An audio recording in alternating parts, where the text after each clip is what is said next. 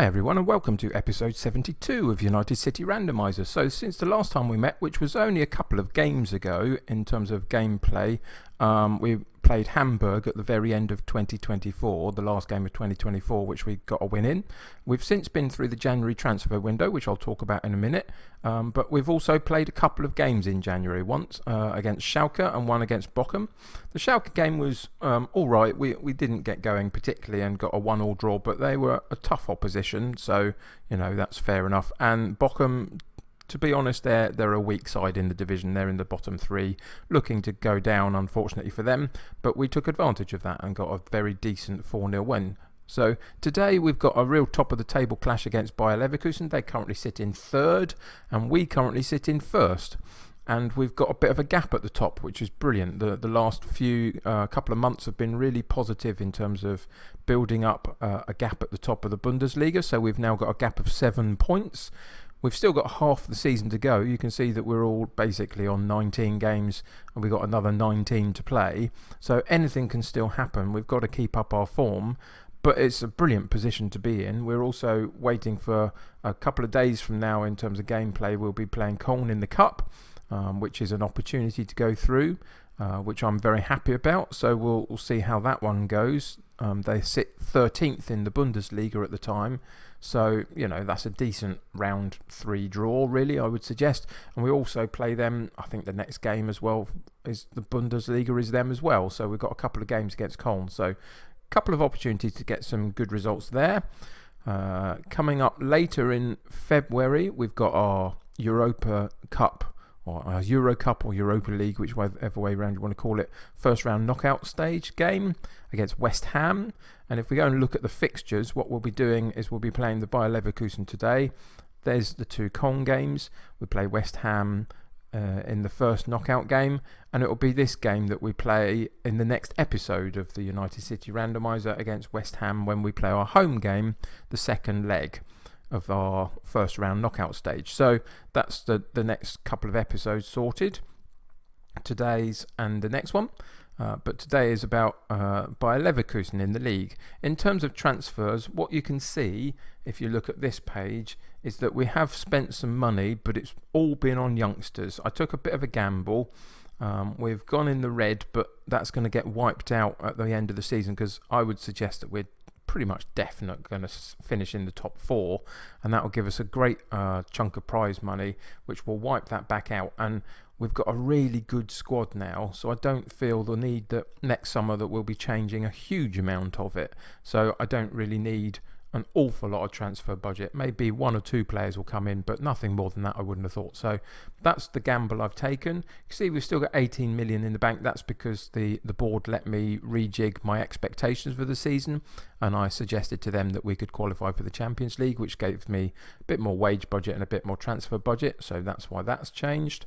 But yes, you can see that we're not financially brilliant at the moment, but as I say, that will change at the end of this particular season. So what's happened in the terms of the transfers?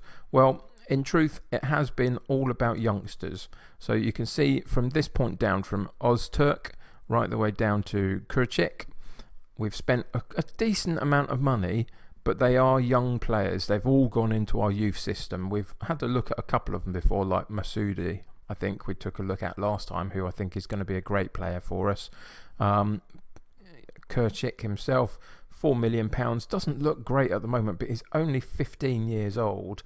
He's got good decisions, good determination, good bravery. For a holding midfield player, that's a good start, and I think there's a player in there that we can train. So there's lots of transfers like that. In terms of outgoings, you can see that we haven't lost anybody, which was our main concern lead going into this particular transfer window.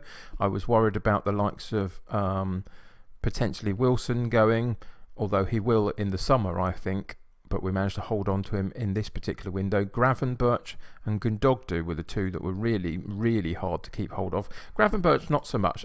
He had a couple of offers from Barcelona of about 70 million, which was below his release clause of 100 million, so I wasn't interested. I just rejected them. He got a bit uppity about it, but when I told him that I found he was a leader in the dressing room and really someone I didn't want to lose, he was happy with that, told me he was happy to stay. And after that, Barcelona put in a couple more bids and he didn't make a peep when I said that I wasn't interested, so that was good. Gundogdu slightly different. He had a £40 million release clause in his contract, and Leipzig, I think it was, that were interested in him sniffing around. They put in a 32 million bid, which I rejected. He was happy enough with that, didn't create much of a fuss at all, and soon after I went and checked and he enabled me to renew his contract.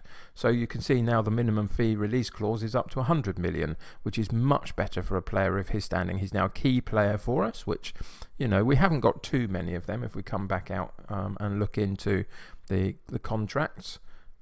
You can see if we click here, we've only got 3 key players: Siflidis, Gundogdu and Shad.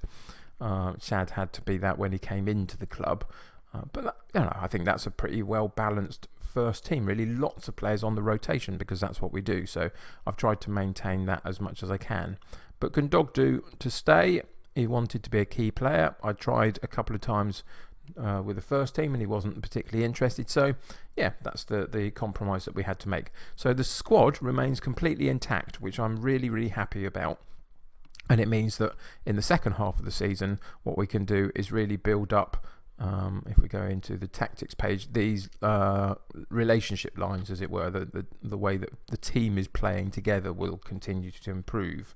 If we go and have a look at our first 11, you can see the lines there. This the right side needs to be a bit improved because Breyer was out for a little while, so that's not as developed.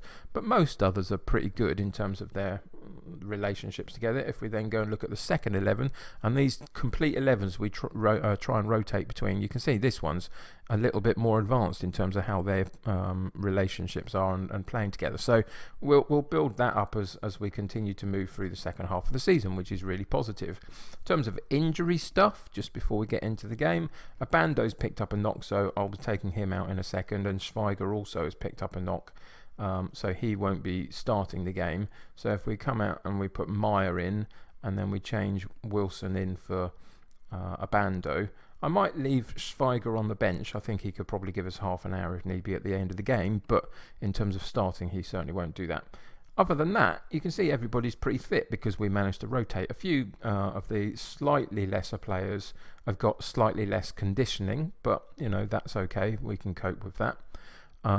And today's team then, because everybody's reasonably fit and healthy, will be Kabul in goal, Breyer at right back, Lenhoff at left back, Denilson and Horacio in central defence, Gomez as the deep lying playmaker, Siflidis as the box-to-box midfielder, Gravenberch as the attacking Metzola, Gundogdu on the right, Meyer on the left and Shad up top, with a bench of Gimba, DeMarco, Saiki, Mount, Schweiger, Wilson and Petrella. So yeah, I think that gives you a fair picture as to where we've been over January. You can see, you know, we're trying to build for the future of the club and keep a stable first team squad at this particular moment. 7-point gap at the top. Can we maintain it? Today's going to be tough. If we could come away with a draw, I'll be reasonably happy. If we can get the 3 points, of course, I'll be delighted. But it's going to be a tough game against Bayer Leverkusen. So let's get into today's game and see what happens. So in terms of team talk for today, we're going to passionately say, let's use this one. I know you lot have been keen to avenge what happened last time against Bayer Leverkusen. I got a bit of motivated players, so that's good. Challenge them to really dig in and try and get a result today. So we're away from home against Leverkusen, which is always slightly harder, isn't it, when you're away from home? Weather conditions a bit rainy, so that's going to make the ball move around the pitch on the floor a bit quicker if that's the way the two teams play. But yeah, I think, you know, we're in decent form. A few blips recently, but decent form. And I would back us against pretty much anybody at the moment in terms of the Bundesliga. Long throw there. And Gravenberch, again, Gravenberch. He's extraordinary this season. His long-range shooting from that sort of area has been incredible, both from free kicks and open play. So you can see there was a really good opportunity for a long throw, which is something that we've worked hard on. Lenhoff and Gravenberch picks up the ball on the edge of the box and powers it into the bottom corner. And we take a 1-0 lead fairly early on in the game, which is really encouraging. An opportunity for a goal kick. Kabul goes long. We that was a bit of a non-event, wasn't it, really, in terms of challenging for the ball? But Leverkusen come away with it and they get an opportunity to build up from the back. Can we keep our shape and eventually draw them in to make a tackle somewhere? You can see that Gundogdu managed to push them backwards a bit, which is really encouraging. See if we can try and make them go longer, but we don't. We enable them to go around the side, and Weiser comes forward down the right hand side into Henrique, and he powers a shot past the goalkeeper with no problems, does he really? Not quite sure what the defence were doing at all. Henrique went past the defender unchallenged and just carried on running, and nobody seemed to get anywhere near him. It was disappointing. Good movement by Weiser down the right-hand side here, but again, nobody came to challenge. Horacio was too late, which took him out the centre, which then caused a problem which Henrique managed to put the ball in the back of the net from. So, yeah, disappointing equaliser to lose, and we've lost an early lead quite quickly, really, and that's disappointing. Gravenberch has picked up a knock. What's his knock? Potential foot injury. Could be serious, couldn't it? We'll find out later, I guess, but Mount will come in and replace him because that's what he does. So it's not like we haven't got a replacement, but Gravenberch has been playing so well. I hope that he's not out for too long. And it means that in this particular high-profile game that we're going to play the second bit of the game without him, unfortunately. You can see Myers also picked up a knock. He is recovering slightly, so I'll keep an eye on that for the next few minutes leading up to half-time, but we might change him at half-time just because we don't want to take chances, really. As I said before the game, if we could get a draw, then it would be all right, wouldn't it? It wouldn't be too bad.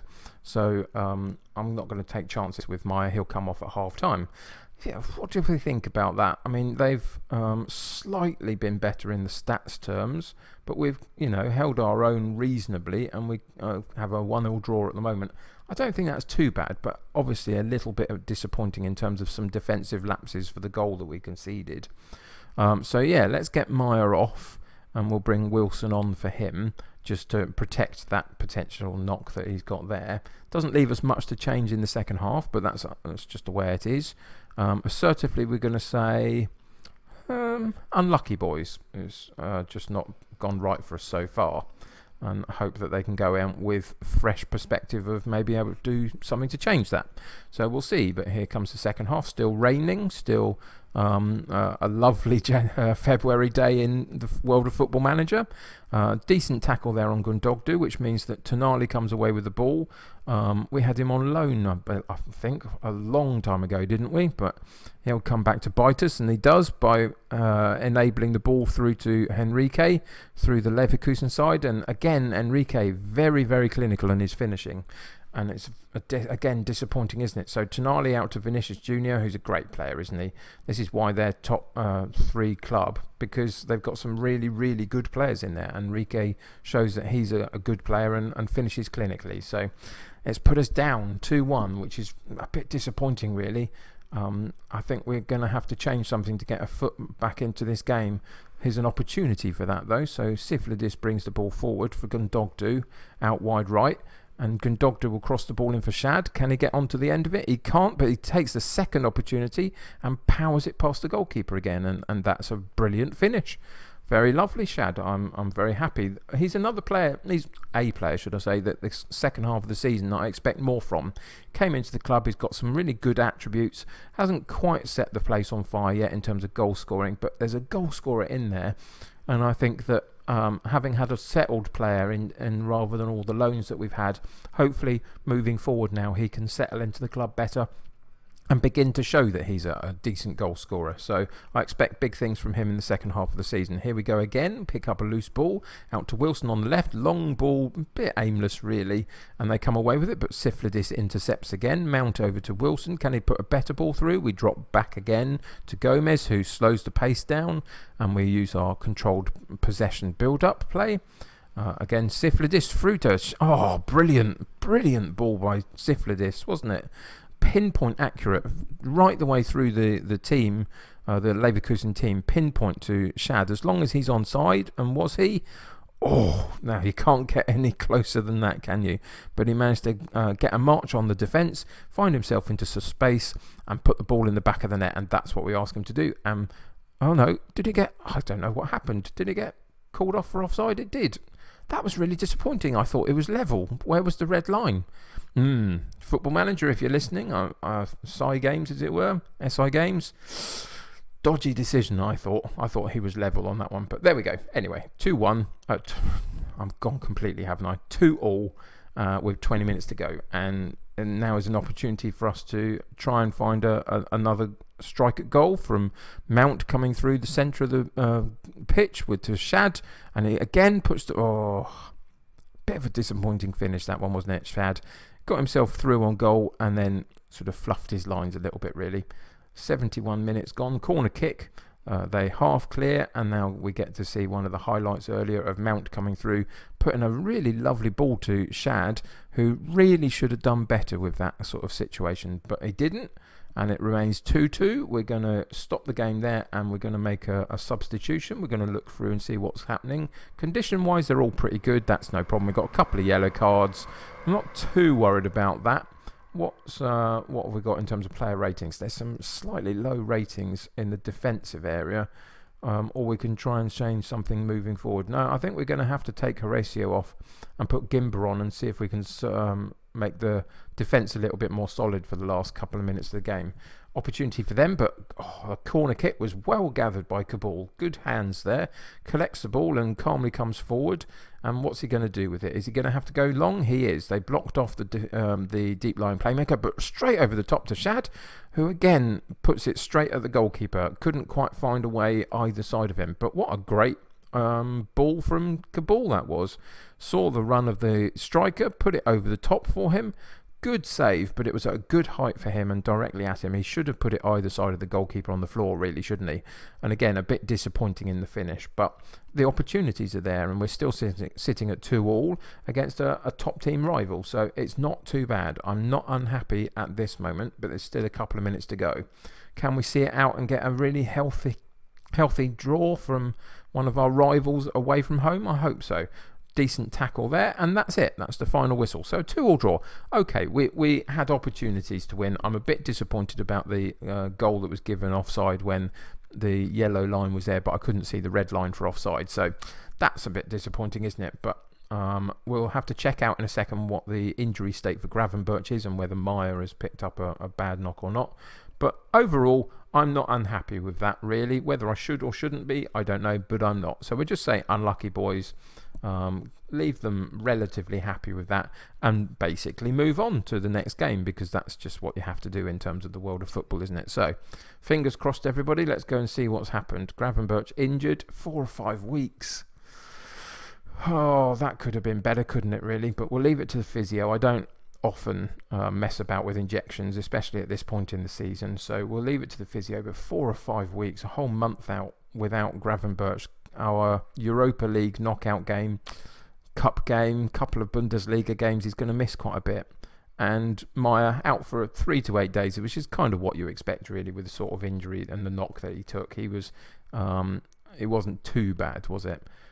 So what's Gravenberch? What's Gravenberch going to miss? 4 or 5 weeks. Yeah, he's going to basically miss both Europa games. Cup game, couple of Bundesliga games in February, probably 1 or 2 in March while he gets fitness back. So that's a big miss, isn't it? Because if you come and have a look at our player ratings, he's got the most goals this season, highest average rating this season. He's been playing very well, most man of the matches. That's a big miss, isn't it? Unfortunate, that's what happens in football, though. But we've got backups. We've got other players that can come in. The likes of Mount will come in and replace him, and Stefano might get 1 or 2 chances here and there because of it. So it's not the end of the world, but it just makes life a bit harder, doesn't it? But that's it for today, really. I don't know, what was it, a disappointing episode in terms of the result? I'm not sure it was, but it feels a little bit down, doesn't it? Just because look at this run of form that we were on for so long. Anyway, we just have to move on, won't we? So next game is West Ham in the second leg of our knockout game against them in the Europa League. So come back next episode for that. Following that, it will probably be back into the Bundesliga that we go, just to see whether we can keep our march going at the top of the table. We didn't look at the table, did we? And what's that done to the table? Well, we've still got a 5-point gap over Dortmund, which is good. Obviously, Leverkusen didn't pick up any points on us, which is encouraging. Both Leipzig and Bayern still have to play, so they're creeping towards us, aren't they, really, those two? whoever wins that game is going to be helped by that. But Dortmund, 5 points clear. That's not a bad place to be, really. I'll take it for now. Anyway, that'll do it for today. So thanks for joining me. If you're enjoying the series, why not subscribe to the channel? It helps you keep up to date with the videos. If you enjoyed the episode itself, then why not chuck a like on it for us? That helps me get seen by other people, which is really important for the growth of my channel. So, if you could do that for me, I'd be appreciative of that. But until next time, if you're playing Football Manager yourself, I hope you're having a great time doing it. Let me know about your save in the comments below. I'm always interested to hear about other people's saves and what's happening in them and what you're learning from it. But until next time, take care of yourselves. I will see you soon, and bye for now. Thanks very much for watching this episode of the United City Randomiser save. If you enjoyed the video, then why not click on the like button, as that would really help me. If you think you know anyone who would really enjoy my Football Manager content, then feel free to share this with them. But most importantly, if you would like to join my United City here on YouTube, then hit that subscribe button to stay up to date with my video releases. If you have anything you want to say about the United City save or the channel itself, then feel free to leave a comment below, but please try and be nice with each other. That'll do for today, so until next time, stay happy and healthy, and I will see you soon.